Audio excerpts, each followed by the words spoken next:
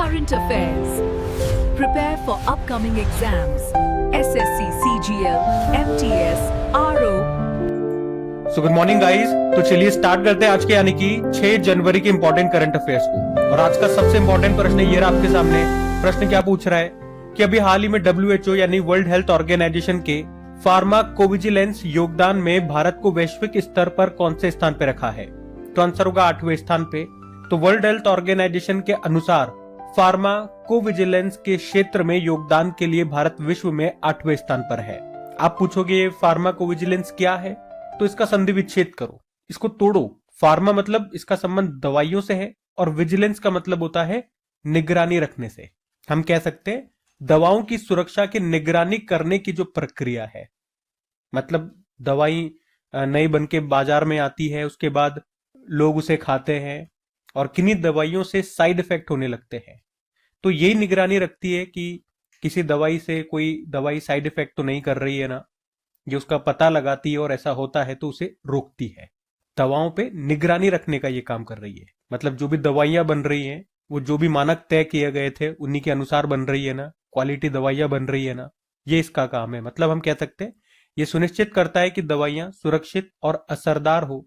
तो अभी इस क्षेत्र में 2025 में भारत को 8वें स्थान पर रखा है। साथ में इन्होंने ये भी बताया तुलना करने के लिए कि भारत 2014 में, 2014 से आप समझ रहे हो इनका इशारा किस और है, उस समय भारत की इस सिनेरियो में जो रैंक थी वो 123 थी, 123वें स्थान पे था भारत, और अब भारत 8वें स्थान पे आ गया है। अब यहाँ पे कुछ इंपॉर्टेंट मैं आपको रैंकिंग्स सूचकांक रिवाइज कराऊंगा, लेकिन एक बार WHO की बात कर लेते हैं। WHO मतलब वर्ल्ड हेल्थ ऑर्गेनाइजेशन, स्थापना होती है 7 अप्रैल 1948 में, हेडक्वार्टर जेनेवा स्विट्जरलैंड, हेड है इसके तेद्रोस अधानोम। अब चलो रैंकिंग्स मैंने आपको रिवाइज कराऊंगा। ये सारी इंपॉर्टेंट रैंकिंग्स मैंने यहाँ पे लिख दी है, आप देखते चलना इसमें से आपको कौन सी याद है और कौन सी नहीं है, क्योंकि सारी इंपॉर्टेंट है।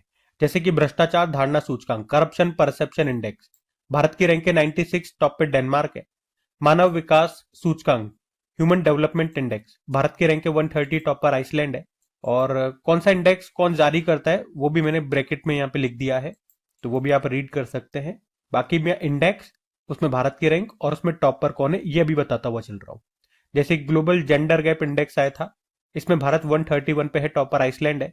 सस्टेनेबल डेवलपमेंट गोल इंडेक्स आया, इसमें भारत की रैंक है 99, टॉप पर फिनलैंड है। वर्ल्ड कॉम्पिटिटिवनेस रैंकिंग आई थी, भारत 41 पे है, टॉप पर स्विट्जरलैंड है। ग्लोबल इनोवेशन इंडेक्स में भारत 38 पे है, टॉप पर स्विट्जरलैंड है। ग्लोबल पीस इंडेक्स में भारत है 115वें स्थान पर, टॉप पर आइसलैंड है। वर्ल्ड हैप्पीनेस इंडेक्स में भारत 118वें स्थान पर है, टॉप पर फिनलैंड है। और ग्लोबल हंगर इंडेक्स याद रखना भारत की रैंक है 102। और वर्ल्ड प्रेस फ्रीडम इंडेक्स में भारत 151 पे है, टॉप पर नॉर्वे है। ग्लोबल AI इंडेक्स में भारत 3रे स्थान पर है, टॉप पर अमेरिका है। एशिया पावर इंडेक्स में भारत 3रे स्थान पर ही है, टॉप पर अमेरिका ही है। ग्लोबल फायर पावर इंडेक्स में बात करें भारत 4थे स्थान पर है, टॉप पर अमेरिका है। और ग्लोबल टेररिज्म इंडेक्स में भारत 14वें स्थान पर है, टॉप पर बुर्किना फासो हो गया। जलवायु परिवर्तन प्रदर्शन सूचकांक में भारत 23वें स्थान पर है, यह भी लेटेस्ट आया है। और इसमें पहले दूसरे तीसरे पे कोई नहीं है, चौथे पे डेनमार्क है। ग्लोबल जेंडर गैप इंडेक्स में भारत 131 पे है, टॉप पर आइसलैंड है। ये जेंडर गैप शायद रिपीट हो गया, ऊपर भी पढ़ लिया हमने। और ऊर्जा संक्रमण सूचकांक एनर्जी ट्रांजिशन इंडेक्स में भारत 71 पे है, टॉप पर स्वीडन है। लगभग 16-17 इंपॉर्टेंट इंडेक्सेस हमने यहाँ पे रिवाइज करे, ध्यान में होने चाहिए आपको सारे, तो इनको जरूर से याद कर लेना। हम अगले प्रश्न की ओर बढ़ते हैं। फिर अगले में पूछ रहे हैं कि अभी हाल ही में प्रधानमंत्री नरेंद्र मोदी ने भारत की पहली महिला स्वतंत्रता सेनानी, नाम है रानी वेलु नचियार, इनकी जयंती पर भी श्रद्धांजलि दी है। इनका संबंध किससे है, किस राज्य से संबंधित है ये? तो आंसर होगा तमिलनाडु। अब इनके बारे में आपको बताता हूं। तो अभी ये न्यूज में क्यों है मैंने आपको बता दिया। मोदी जी ने अभी रानी वेलु नचियार, इनकी जयंती पर अभी श्रद्धांजलि अर्पित की है। और इनका इंपॉर्टेंट पॉइंट तो सबसे पहला यही बन जाएगा कि वे भारत की पहली महिला स्वतंत्रता सेनानी थी। उनका जन्म जो है 3 जनवरी 1730 को तमिलनाडु के शिवगंगई क्षेत्र के रामनाथपुरम में हुआ था।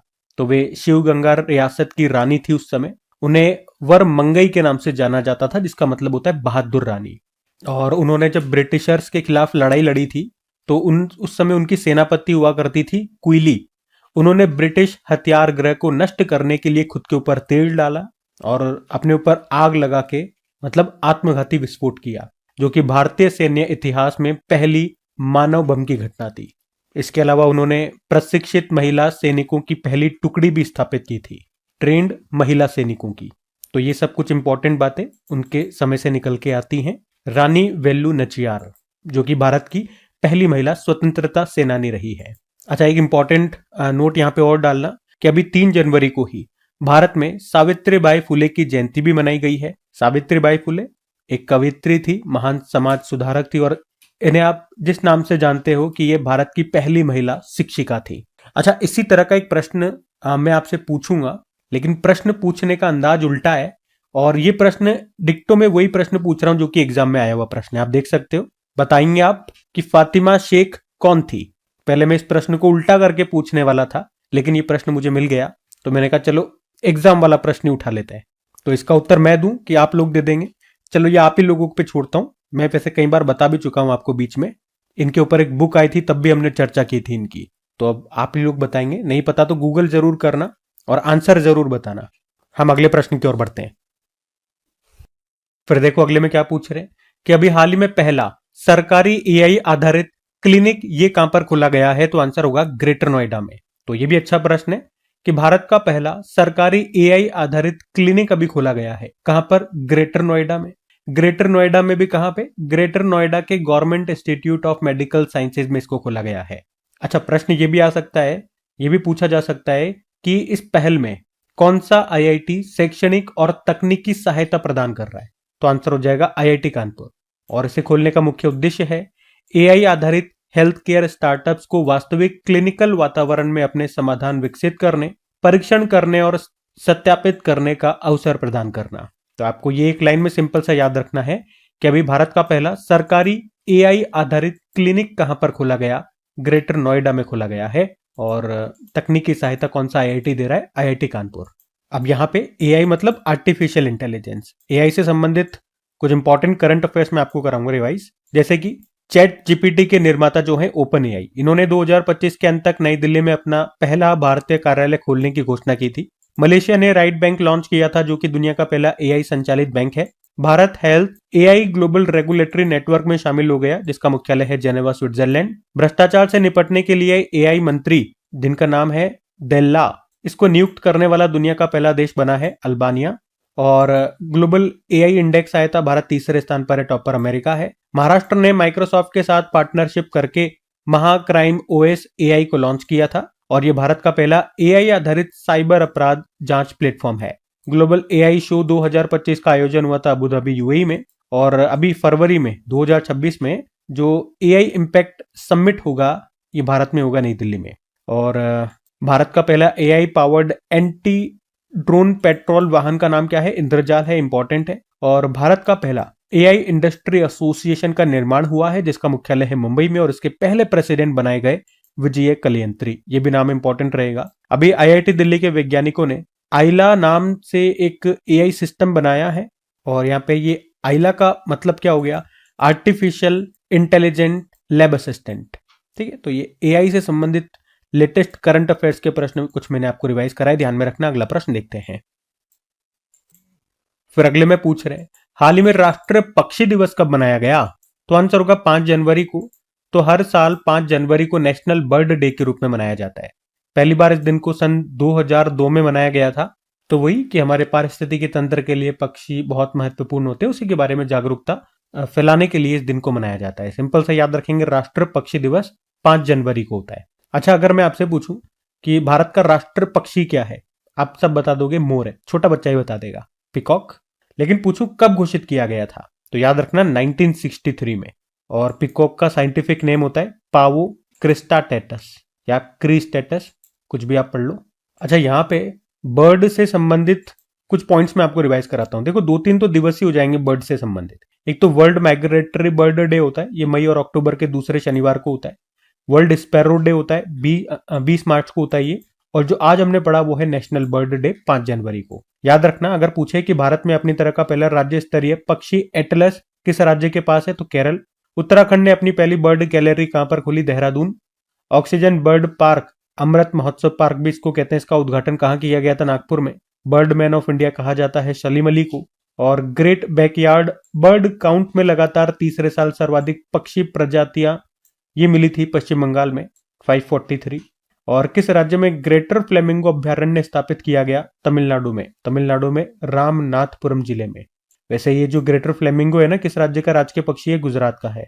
और अभी हमने पढ़ा था कि 10 और 11 जनवरी को आंध्र प्रदेश के कोरिंगा वन्य जीव अभ्यारण्य और उसके आसपास के वेटलैंड में 40वीं एशियाई जल पक्षी गणना की जाएगी, जो कि वैसे तो 40वीं एशियाई जल पक्षी गणना होगी, या आप इसे कह सकते हो 60वीं अंतरराष्ट्रीय जल पक्षी गणना। और ये पूछा जा सकता है स्टैटिक में, पार्वती आर्गा पक्षी अभ्यारण्य कहां पर है? क्योंकि अभी न्यूज में था। क्यों न्यूज में था? क्योंकि अभी भारत सरकार ने इसको इको सेंसिटिव जोन घोषित किया था। तो ये आपको मिलेगा उत्तर प्रदेश के गोंडा जिले में। अच्छा, एक बार ये प्रश्न आया था कि बर्ड की स्टडी, बर्ड के पक्षियों के अध्ययन को क्या कहा जाता है? तो ऑप्शन अगर इस तरह से आपके सामने हो तो आप क्या उत्तर लगा पाओगे क्या? तो याद रखना, नहीं याद तो ऑर्निथोलॉजी कहा जाता है। ऑप्शन में ये मत देखना कि पीछे सब यहाँ पक्षी विज्ञान लिखा हुआ है तो हम ये लगा देंगे। ये मैंने लिख दिया है ताकि पक्षी के अलावा और भी आप देख सको कि मानव विज्ञान को क्या कहते हैं, नेत्र विज्ञान को क्या कहते हैं। बाकी जनवरी में अभी 2 दिवस हम और मना चुके हैं। 1 जनवरी को वैश्विक परिवार दिवस, ग्लोबल फैमिली डे, और 4 जनवरी को वर्ल्ड ब्रेल डे के रूप में मनाया था। सब ध्यान में रखना। अगला प्रश्न देखते हैं। फिर अगले में क्या पूछ रहे हैं, देखो। अभी हाल ही में भारतीय सेना ने किस देश के साथ लंबी दूरी के रॉकेट लॉन्चर जिसका नाम है सूर्यास्त्र, इसके लिए समझौता किया? तो सही उत्तर होगा इजराइल। अच्छा, पहले प्रश्न अगर ऐसे आ जाएगा कि सूर्यास्त्र क्या है, तो याद रखना ये भारत का पहला स्वदेशी यानी कि इंडिजिनस, मेड इन इंडिया, लंबी दूरी का एक रॉकेट लॉन्चिंग सिस्टम है। और अभी भारत ने इसे बनाने के लिए इजराइल के साथ समझौता किया है।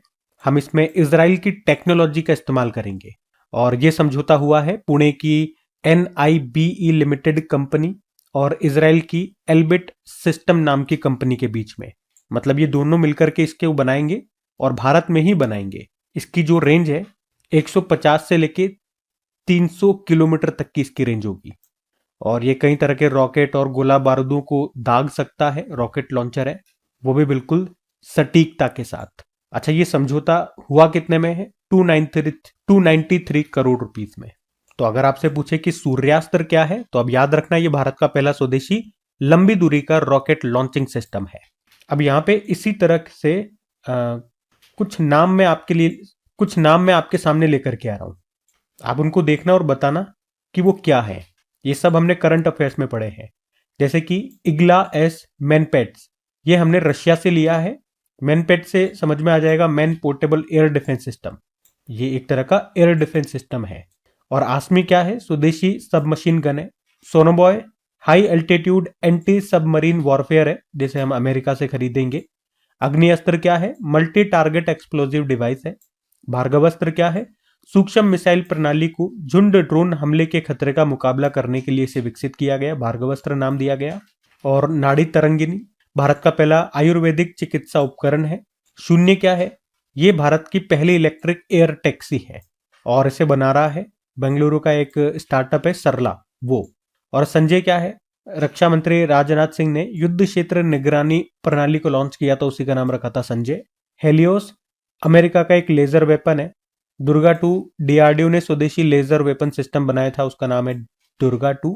और आयरन बीम तो ये इजराइल का एक लेजर वेपन है। Astra MK3 missile beyond visual range air to air missile है। अब इसका नाम बदल कर गांडीव कर दिया गया था। निस्तार क्या है?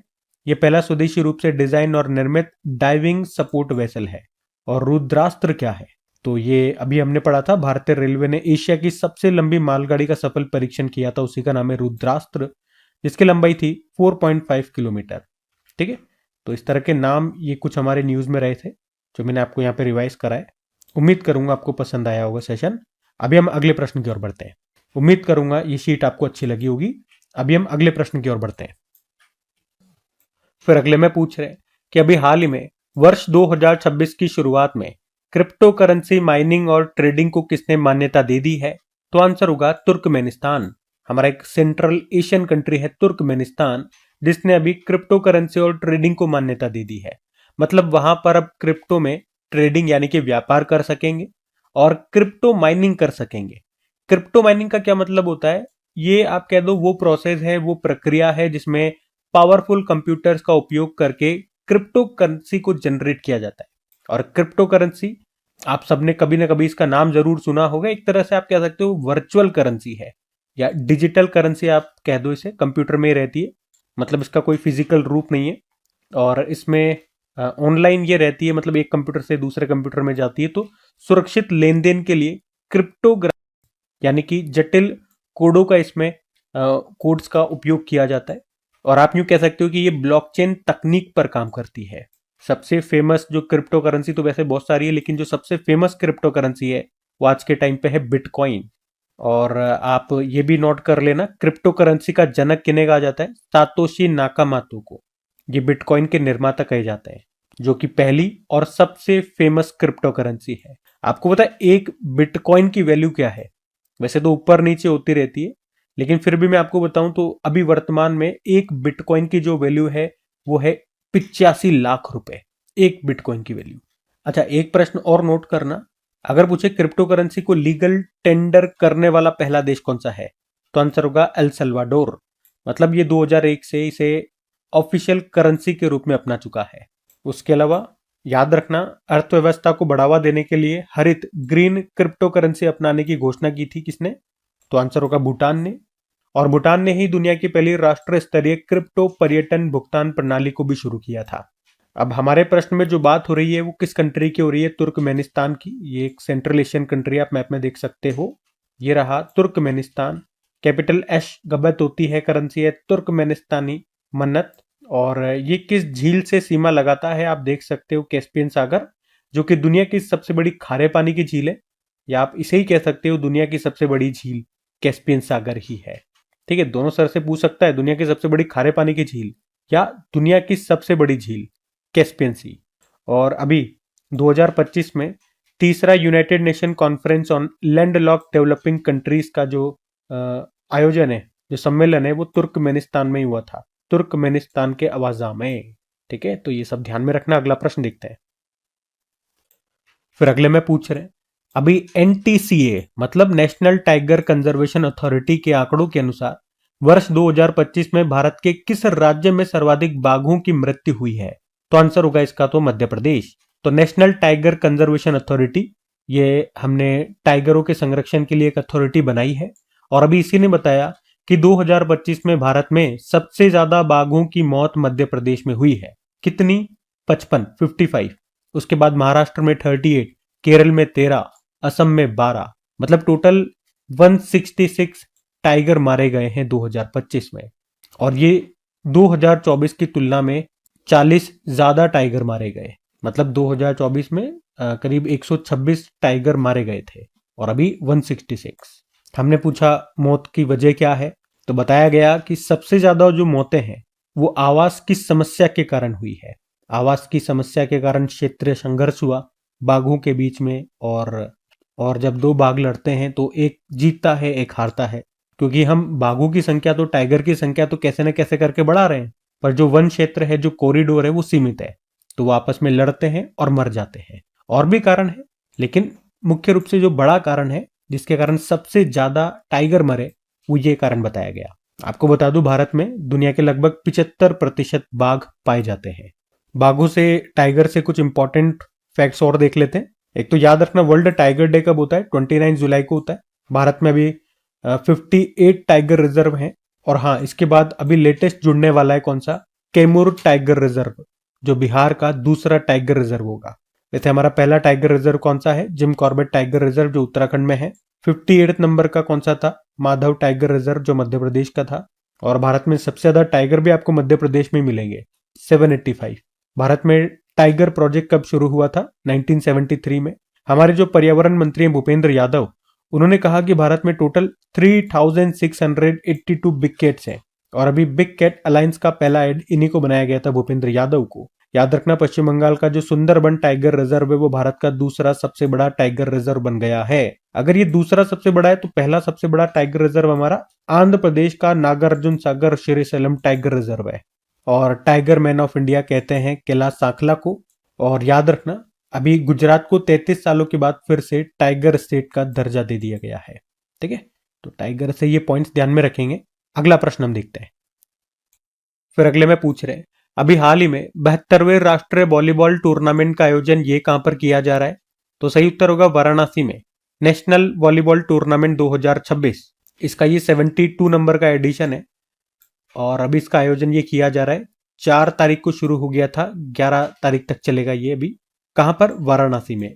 यहाँ पे जो डॉक्टर संपूर्णानंद स्पोर्ट्स स्टेडियम है वहां पर।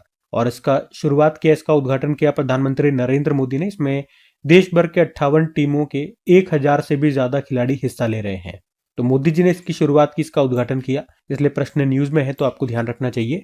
बाकी वैसे कुछ और स्पोर्ट्स से संबंधित टूर्नामेंट मैं आपको रिवाइज कराऊं तो याद रखना, इसी साल भारत पहली बार राष्ट्रमंडल खो खो चैंपियनशिप की मेजबानी करेगा। अभी 33वें साउथ ईस्ट एशियन गेम्स ये हुए थे बैंकॉक थाईलैंड में। दूसरे फीफा इंटर कॉन्टिनेंटल कप 2025 का आयोजन हुआ था कतर में। उसको Paris Saint Germain football club ने जीता था फ्लेमिंगो को हरा के। और 11वें फिडे चेस वर्ल्ड कप का आयोजन भारत में हुआ था गोवा में। और इसको किसने जीता, ये इंपॉर्टेंट रहेगा प्रश्न। जावोखिर सिंदारोव ने उज्बेकिस्तान से हैं। और 2030 में कॉमनवेल्थ गेम्स को भारत होस्ट करेगा, अहमदाबाद गुजरात में होंगे। 20 सालों के बाद हम कॉमनवेल्थ गेम्स को होस्ट कर रहे हैं। तो प्रश्न ऐसा भी आ सकता है, अभी का ना पूछे एग्जामिनर, पुराना पूछ ले, इससे पहले हमने कब होस्ट किया था, क्योंकि इस तरह के प्रश्न आ चुके हैं एग्जाम में। लेटेस्ट नहीं पूछता, उससे जुड़ा हुआ पुराना वाला पूछ लेता है। तो ये भी जरूर याद रखना, 2010 में हमने कॉमनवेल्थ गेम्स को होस्ट किया था नई दिल्ली में। उसके अलावा ICC men's T20 world cup 2026 इसे भारत और श्रीलंका मिलकर के होस्ट कर रहे हैं और इसका टूर्नामेंट एम्बेसडर बनाया गया था रोहित शर्मा को। दूसरे वुमेन्स कबड्डी वर्ल्ड कप 2025 इसका आयोजन हुआ था ढाका बांग्लादेश में, भारत ने जीता था। और खेलो इंडिया ट्राइबल गेम्स इंपॉर्टेंट प्रश्न रहेगा क्योंकि पहला एडिशन अभी होगा फरवरी में। कहां पे? छत्तीसगढ़ में, और इसका मैस्कॉट है मोरवीर। ठीक है, तो ये सब ध्यान में रखना। अगला प्रश्न देखते हैं। फिर अगले में पूछ रहे हैं, अभी हाल ही में झारखंड हाईकोर्ट के नए चीफ जस्टिस कौन बने हैं? तो आंसर होगा महेश शरद चंद्र सोनाग। तो अभी हमारी जो राष्ट्रपति द्रौपदी मुर्मू जी, उन्होंने जस्टिस महेश शरद चंद्र सोनाग को झारखंड हाईकोर्ट में नए चीफ जस्टिस के रूप में नियुक्त किया है। और किस आर्टिकल के तहत नियुक्ति होती है हम पढ़ चुके हैं, आर्टिकल 217। और इस तरह से उन्होंने यहाँ पे जस्टिस तरलोक सिंह चौहान का स्थान लिया है, जो भी रिटायर्ड हो गए। आपको याद होगा अभी 2-3 दिन पहले ही हमने 3 हाईकोर्ट में नए चीफ जस्टिसों के नाम और पढ़े थे। तो एक तो हमने पढ़ा था अभी केरल हाईकोर्ट में नए चीफ जस्टिस बने, सोरेन सेन नाम है। और रेवती प्रशांत ये मेघालय हाईकोर्ट में बने। और संगम कुमार साहू पटना हाईकोर्ट के नए चीफ जस्टिस बने थे। वैसे तब भी मैंने आपको हाईकोर्ट से संबंधित कुछ इंपॉर्टेंट स्टैटिक और करंट अफेयर्स के प्रश्न रिवाइज कराए थे। चलो एक बार फिर करवाता हूँ, रिवीजन ही होगा हमारा। तो हाईकोर्ट के बारे में सबसे पहले याद रखेंगे, संविधान के किस अनुच्छेद में इसका उल्लेख है? तो आर्टिकल 214 से लेकर 231 तक। टोटल कितने हाईकोर्ट है? 25 है। 25वां है अमरावती हाईकोर्ट। हाईकोर्ट में पहली महिला जज कौन रही? अन्ना चांडी केरल हाईकोर्ट से। और हाईकोर्ट में पहली महिला चीफ जस्टिस कौन रही? लीला सेठ हिमाचल प्रदेश हाईकोर्ट से। और हाईकोर्ट के जो चीफ जस्टिस होते हैं उनको अपॉइंट करते हैं प्रेसिडेंट। कौन सा आर्टिकल बताया? आर्टिकल 217। शपथ दिलाते हैं उस राज्य के गवर्नर। आर्टिकल कौन सा है? 219। और हाईकोर्ट किस अनुच्छेद के तहत रिट जारी करता है? आर्टिकल 226। और हाईकोर्ट किस अनुच्छेद के तहत एक अभिलेख न्यायालय है? आर्टिकल 215। ये तो इससे संबंधित कुछ बेसिक स्टैटिक प्रश्न हो गए। 2-4 करंट अफेयर्स के प्रश्न और बनेंगे, जैसे कि देश का भी सबसे बड़ा हाईकोर्ट परिसर कहां बना? रांची में। और क्षेत्रीय भाषा में फैसला प्रकाशित करने वाला पहला हाईकोर्ट केरल हाईकोर्ट मलयालम। मासिक धर्म अवकाश नीति शुरू करने वाला देश का पहला हाईकोर्ट सिक्किम। और नेगोशिएबल इंस्ट्रूमेंट एक्ट के मामलों को संभालने के लिए देश का पहला डिजिटल कोर्ट ये कहां पर शुरू हुआ? केरल के कोल्लम में। ठीक है, तो ये सब ध्यान में रखना। अगला प्रश्न देखते हैं। फिर अगले में पूछ रहे हैं कि अभी हाल ही में वेनेजुएला की अंतरिम राष्ट्रपति कौन बन गई है? तो इसका तो उत्तर हो जाएगा डेल्सी रॉड्रिग्स। तो अभी का सबसे चर्चित टॉपिक है ये, तो बात करते हैं। अभी वेनेजुएला की सुप्रीम कोर्ट ने प्रेसिडेंट निकोलस मादुरो की गिरफ्तारी के बाद जो वहां के उपराष्ट्रपति हैं डेल्सी रॉड्रिग्स, उनको कार्यवाहक राष्ट्रपति नियुक्त करने का आदेश दे दिया। मतलब अभी ये वहां पे अंतरिम राष्ट्रपति हैं। तो अभी 2 दिन पहले ही अमेरिका ने वेनेजुएला में एक बड़ा सैन्य अभियान चलाया। और वो कहते हैं ना कि रातों रात उठा देंगे तुझे, तेरे घर से उठा लेंगे, गायब कर देंगे। तो यहाँ पर भी कुछ ऐसा ही हुआ। रात में ही वेनेजुएला के प्रेसिडेंट निकोलस मादुरो और उनकी पत्नी को उनके घर में उनके बेडरूम से गिरफ्तार कर लिया गया और पकड़कर अमेरिका ले गए। पूछा गया भैया क्यों ले जा रहे हो? तो राष्ट्रपति डोनाल्ड ट्रंप साहब ने कहा, मतलब उन्होंने कारण बताया कि निकोलस की सरकार भ्रष्ट है। निकोलस मादुरो पर मादक पदार्थों की तस्करी, मानवाधिकारों का हनन करने और अलोकतांत्रिक कार्यों में शामिल होने के आरोप है। ये उन्होंने कारण बताया, पर सभी को पता है भैया मेन रीजन कुछ और ही है। मुख्य कारण क्या है? वेनेजुएला के पास जो सबसे बड़े तेल के भंडार है, वो आप मान के चलो कि दुनिया के कुल तेल का 18% यहीं पर आपको मिलेगा, जिस पर अमेरिका की तिरछी नजर है और अमेरिका इस पर कई समय से कंट्रोल करने की कोशिश कर रहा है। वैसे मैं आपको बता दूं, ये वेनेजुएला ओपेक का संस्थापक सदस्य भी है। अच्छा, अब वेनेजुएला की अभी वर्तमान हालत देख करके ये मत समझना कि कैसा गरीब देश है। मतलब अभी तो काफी महंगाई है, भुखमरी है, ये अभी के हालात है। लेकिन एक जमाना था जब ये सबसे अमीर हुआ करता था। आपको थोड़ा सा इसके बारे में बताता हूँ, वेनेजुएला के बारे में, इसकी हिस्ट्री बताने की कोशिश करता हूँ। ये बात है 1950 के दशक, जब आधी से ज्यादा दुनिया दूसरे विश्व युद्ध के नुकसान से उबर रही थी। तब वेनेजुएला की जमीन के नीचे से निकलता है काला सोना, यानी कि तेल, जिसने उसकी किस्मत बदल दी। और उसके बाद 1952 तक वेनेजुएला दुनिया में चौथा सबसे अमीर देश बन चुका था। और 1970 के दशक में जब पूरी दुनिया में तेल संकट आया, कीमतें आसमान छूने लगी, तो वेनेजुएला के घरों में डॉलर की बरसात होने लगी। मतलब वेनेजुएला और अमीर हो गया। इस तरह से वहां की जनता को लगने लगा कि भैया मेहनत करने की क्या जरूरत है, हम मेहनत नहीं करेंगे। फिर 1976 में सरकार ने तेल इंडस्ट्री का राष्ट्रीयकरण, नेशनलाइजेशन कर दिया। एक सरकारी कंपनी बनाई गई और उस समय दुनिया की सबसे मुनाफे वाली प्रॉफिटेबल कंपनियों में से एक थी। अब आप सोचोगे सब कुछ बढ़िया चल रहा है, तो फिर ये बर्बाद कैसे हुआ? मतलब इसने कभी किसी के साथ ऐसा युद्ध भी नहीं लड़ा। भाई युद्ध लड़ते हैं तो फिर अर्थव्यवस्था उस देश की गिर जाती है, जैसे भी यूक्रेन की हालत है वैसे। लेकिन उसके बावजूद भी इसकी जो इकोनॉमी है, जो अर्थव्यवस्था है, वो बुरी तरह से कोलैप्स हो गई। मतलब पिछले एक दशक में इसने वो सब गंवा दिया जो इसने पिछले 70 सालों में कमाया था। इसके मुख्य 2-3 कारण बताए जाते हैं। जैसे कि वेनेजुएला को पता था वो किससे अमीर बना है, तेल से, तो उसने अपनी पूरी ताकत सिर्फ तेल निकालने में लगा दी। इसके अलावा उसने दूसरे सेक्टर पे ध्यान नहीं दिया, खेती पे, दूसरी फैक्ट्रीज पे, दूसरे बिजनेस पे कभी ध्यान ही नहीं दिया। तो इस कारण से हुआ क्या, वो दूसरी चीजों पे, मतलब छोटी से छोटी सुई से लेकर हर चीज पे, खाने तक के लिए वो दूसरे पे डिपेंड होने लग गया। क्योंकि खेती पे ध्यान नहीं दिया उन्होंने, अनाज पे ध्यान नहीं दिया। फिर वो तेल के बदले दूसरे से सामान खरीदने लगे।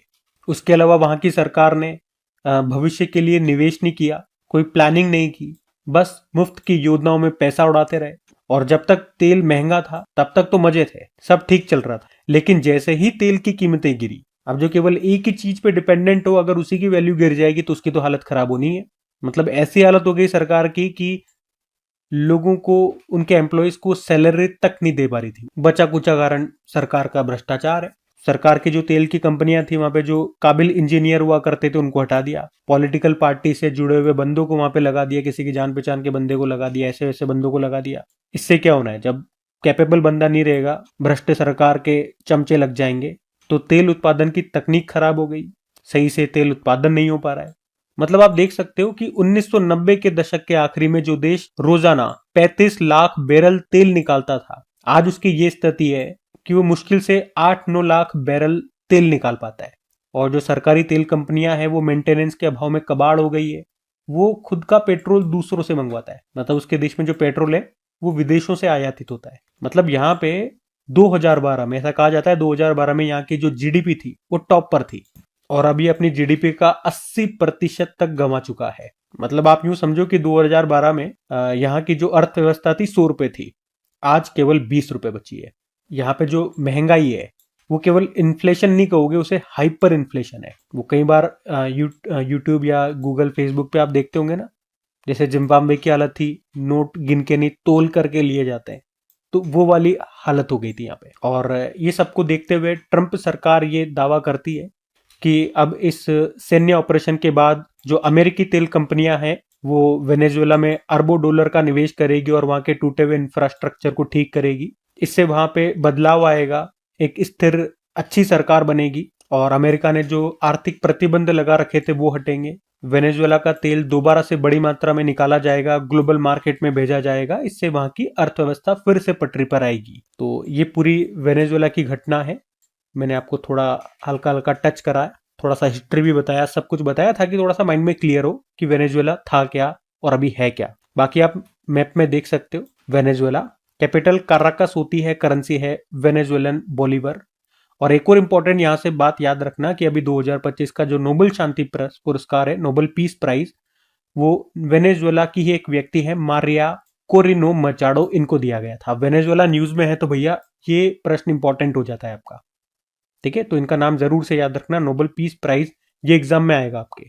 बाकी ये थी आज की हमारी करंट अफेयर्स की क्लास। कमेंट करके जरूर बताना सेशन आपको कैसा लगा। अच्छा लगा तो प्लीज अपने दोस्तों के साथ में स्टडी ग्रुप में एक बार शेयर जरूर कर देना, मुझे भी अच्छा लगेगा सपोर्ट करोगे तो। बाकी डेली इनकी प्रैक्टिस के लिए क्विज आपकी डाली जाती है क्रिक एग्जाम एप्लीकेशन पे, पीडीएफ आपको मिल जाती है वहीं पर। क्रिक एग्जाम एप्लीकेशन का लिंक डिस्क्रिप्शन बॉक्स में भी है, या डायरेक्ट गूगल प्ले स्टोर से आप इंस्टॉल कर सकते हैं।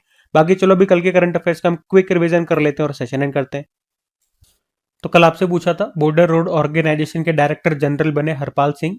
विश्व ब्रेल दिवस मनाया गया 4 जनवरी को। भारतीय सेना ने किस वर्ष को नेटवर्किंग एवं डेटा केंद्रितता का साल घोषित किया? 2026।